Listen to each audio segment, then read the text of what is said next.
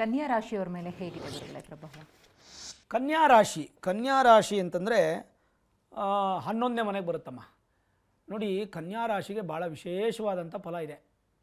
ಹೇಗೆ ಅಂತಂದರೆ ಈ ವರ್ಷ ಟಾಪ್ 1 ಕನ್ಯಾ ರಾಶಿ ನಿಂತಿರೋದು. 11ನೇ ಮನೇಲಿ ಗುರು ಇದ್ದಾರೆ.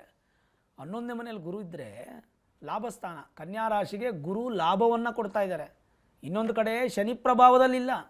ಶನಿ ಗುರುಗಳಿಬ್ಬರು ಚೆನ್ನಾಗಿದ್ದಾರೆ. ಈ ಹಳ್ಳಿ ಕಡೆ ಸಾಧಾರಣವಾಗಿ ನಮ್ಗೆ ಹೇಳ್ತಾರೆ, ಗುರುಗಳೇ ನಮಗೆ ಈ ವರ್ಷ ಶನಿ ಗುರು ಹೆಂಗಿದೆ ಹೇಳಿ ಸ್ವಾಮಿಗಳೇ ಅಂತ ಕೇಳ್ತಾರೆ. ಇದು ಮೊದಲಿಂದ ಪದ್ಧತಿ ಬಂದಿರೋದು, ವರ್ಷಕ್ಕೊಂದು ಸಲ.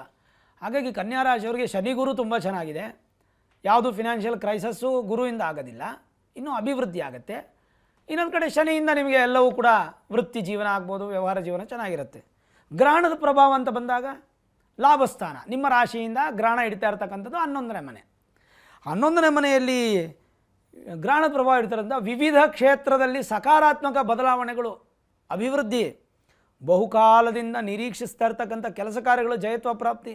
ಅಯ್ಯೋ ಬರೋದೇ ಇಲ್ಲ, ಹೋಯ್ತು ಬಿಡೋ ದುಡ್ಡು, ಬಂದರೆ ದೇವರ ಆಶೀರ್ವಾದ, ಇಲ್ಲ ಅಂದರೆ ನಾನು ಯಾವುದೋ ಜನದಲ್ಲಿ ಋಣ ಸಾಲ ಮಾಡಿದ್ದೆ ಅನ್ಕೋತೀನಿ ಅನ್ನೋ ಅಂತಹ ದುಡ್ಡು ಕೂಡ ಬಂದು ಸೇರುವಂಥ ಸಾಧ್ಯತೆ ಈ 1 ತಿಂಗಳಲ್ಲಿ. ಗ್ರಹಣ ಆಗಿ 1 ತಿಂಗಳಲ್ಲಿ ಆ ಸಾಧ್ಯತೆಗಳು ಜಾಸ್ತಿ. ವಿಶೇಷವಾಗಿ ಆರ್ಥಿಕ ಕ್ಷೇತ್ರದಲ್ಲಿ ಉತ್ತಮ ಬೆಳವಣಿಗೆ, ಆದಾಯವನ್ನು ದ್ವಿಗುಣ ಅಥವಾ ಹೆಚ್ಚಳ ಮಾಡಿಕೊಳ್ಳುವಂಥ ಯೋಗ. ಪರಿಹಾರ ಅಂತಂದರೆ ನಾನು ಹೇಳಿದಾಗೆ ಆರೋಗ್ಯದಲ್ಲಿ ಮಾತ್ರ ಹೆಚ್ಚು ಪ್ರಭಾವ ಇರೋದರಿಂದ ಒಂದು ಧನ್ವಂತರಿ ಜಪವನ್ನು ಮಾಡುವಂಥದ್ದು. ವಿಶೇಷವಾಗಿ ಆರೋಗ್ಯ ಅಂತ ಬಂದಾಗ ಒಂದು ಆಹಾರ ಪದ್ಧತಿ ಶೈಲಿಯನ್ನು ಬದಲಾವಣೆ ಮಾಡ್ಕೊಳ್ಳಿ, ಬೇರೆ ಯಾವುದು ಪರಿಹಾರ ಬೇಕಿರಲ್ಲ.